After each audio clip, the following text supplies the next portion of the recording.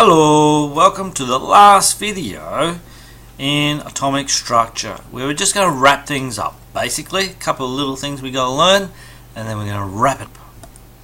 So first off is the position of hydrogen. If you've looked on your periodic table, compared your periodic table, this one on your information sheet to the one in your textbook, and then you look up in the physical science wall, you'll see that hydrogen can float around, and basically there's been a debate in chemistry as to where hydrogen should sit on the periodic table, and this is why.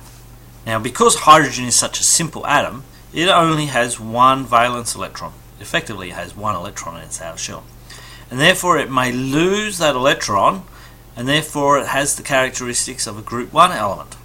However, it can also gain an electron to get a full outer shell, and therefore have the characteristics of the group 17, the halogens. And so where should it sit on the periodic table, on the left or the right? Old school used to have it on both sides sometimes, and sometimes they used to put it as a little floater with helium all by itself, which is what your textbook does.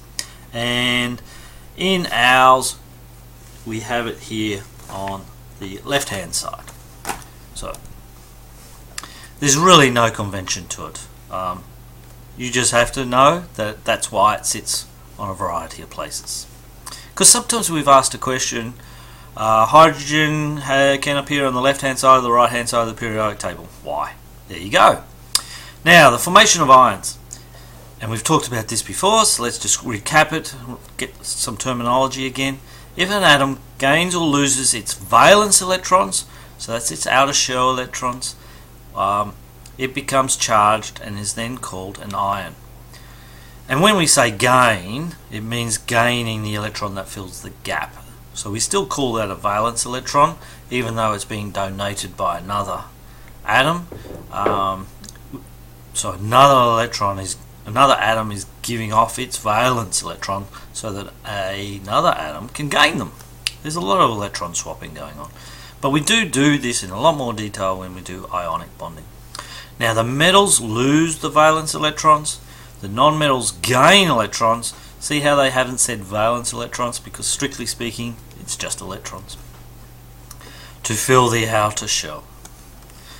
Now, so we can rewrite that. Group 1 form +1 ions because they lose that electron.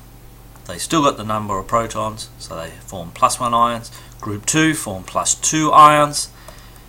Group 16, what used to be group 6 in Roman numerals, form 2 minus ions because they need to gain 2 electrons to form the ion. And group 17 form -1 ions. And what else can we say? Well, in relation to the nonmetals, sometimes the nonmetals can join together, and so you get nonmetals bonding with nonmetals, and that's called a covalent bond, and they do that by sharing the outer shell electrons. Now this sharing is called covalent bonds, and we'll do this in a lot more detail when we do covalent bonding.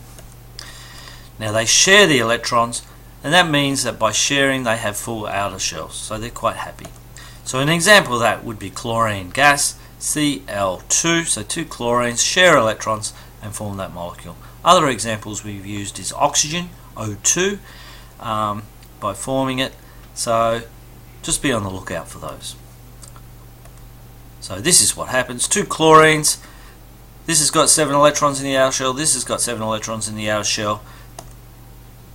They share, kaboom, and that is called a covalent bond. And that's as much as you need to know, but that's chlorine. That's why 2 chlorines will bob around as chlorine gas.